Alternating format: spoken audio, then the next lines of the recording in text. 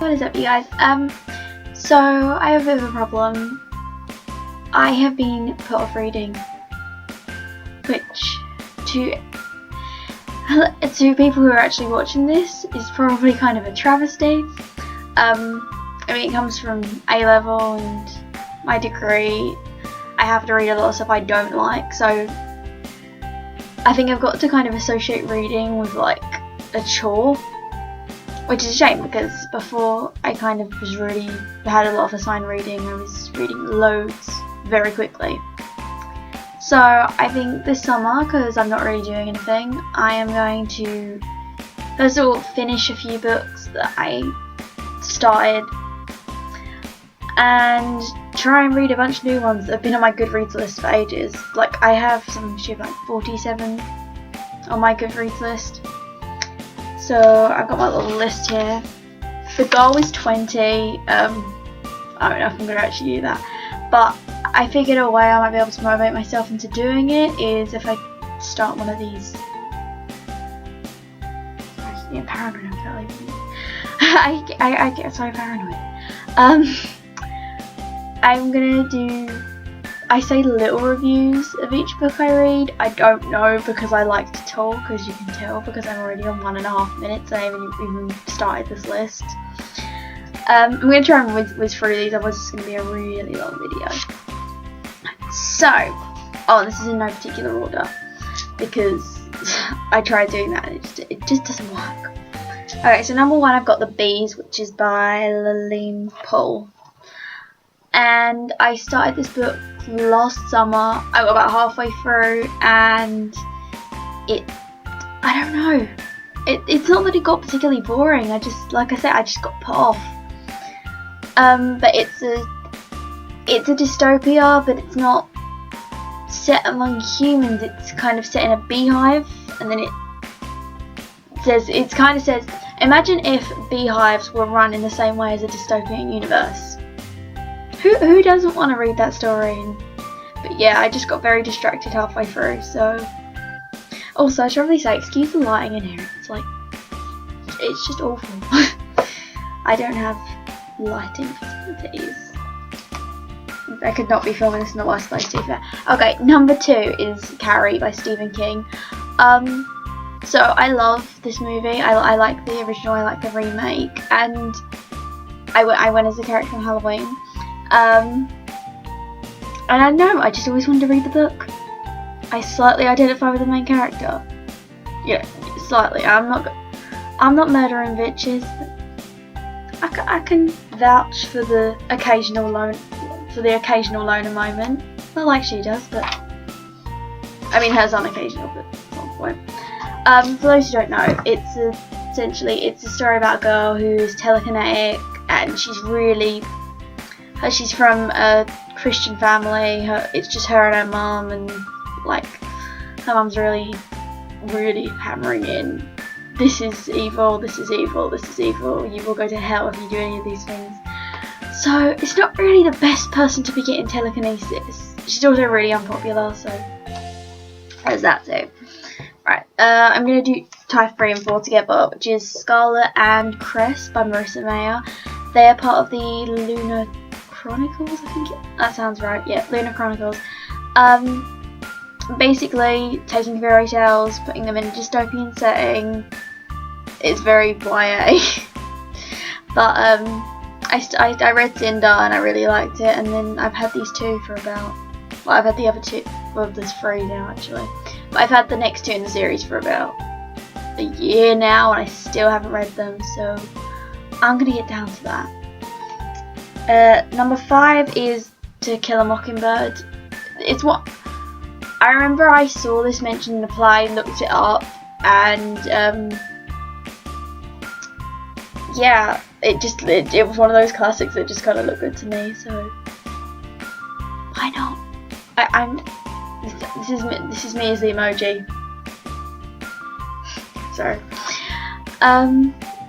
But yeah, it's to those who don't know, it's basically the story. It's from the point of view of the youngest girl, Scout, and it's I don't know exactly where I don't know exactly where it's set, but it's essentially set in a time where, like, the South especially was still very racist.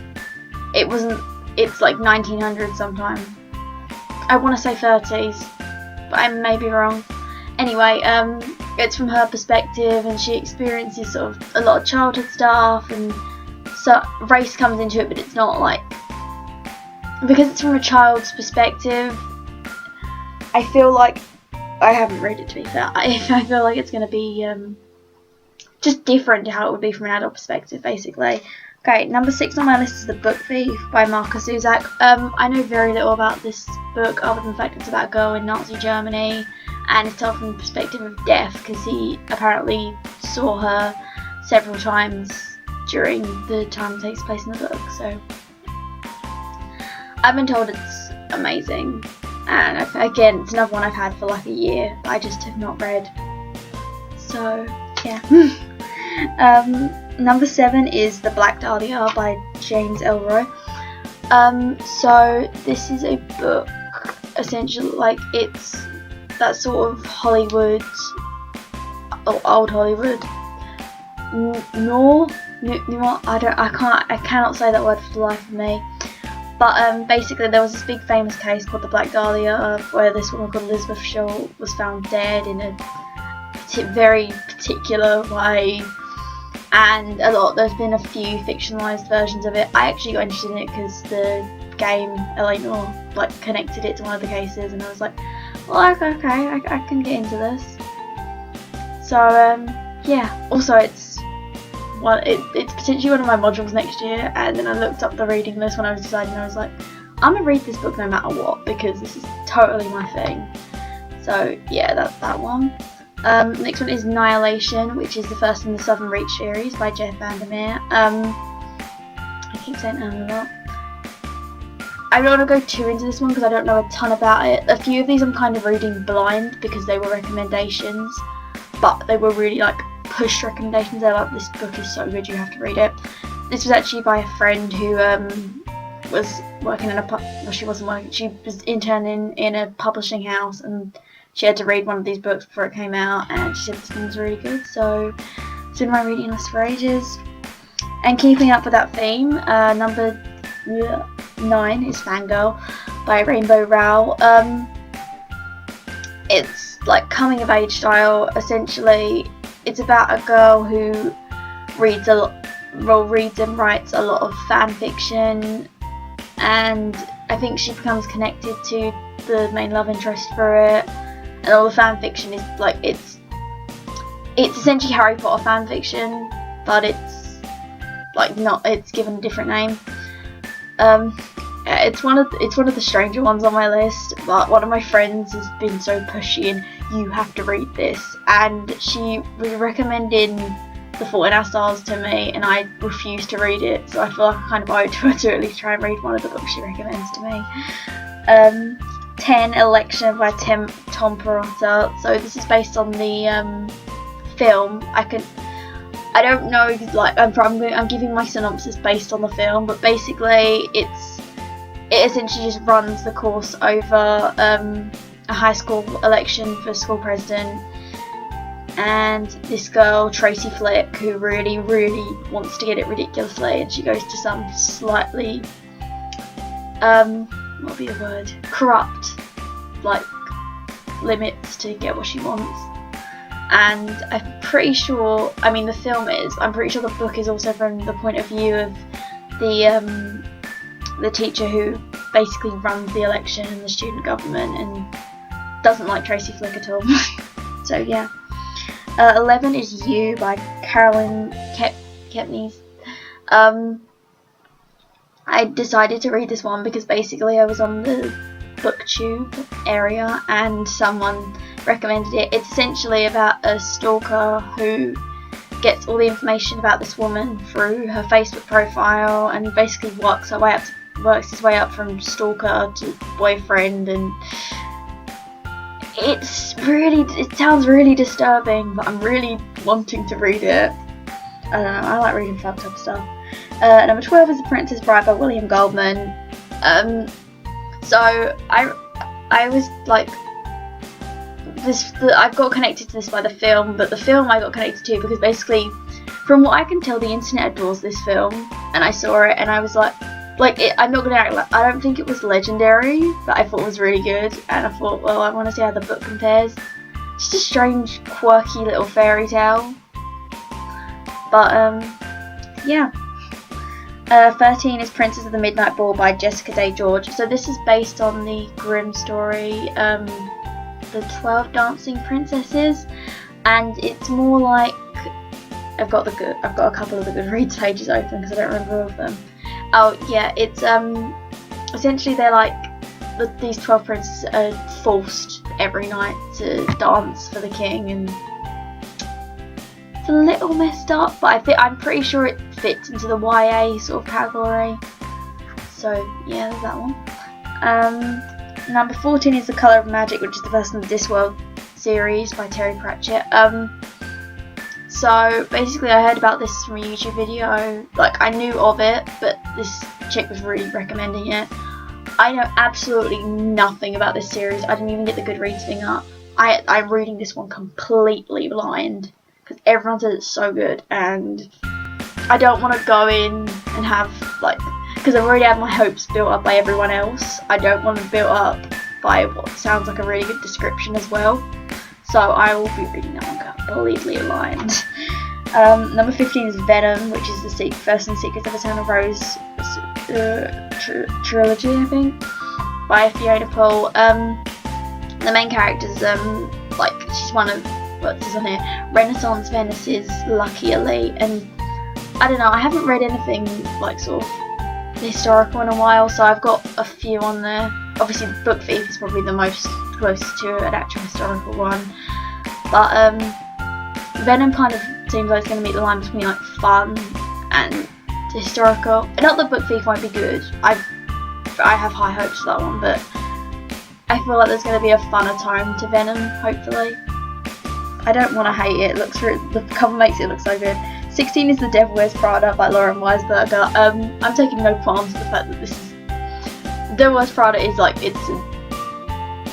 it's quite an easy read, and I feel like I'm gonna need that somewhere along the line of this. So Devil Wears Prada. Also, I'm already about 6 chapters in. It's another one I never finished. 17 is Pride and Prejudice by Jane Austen. Same situation.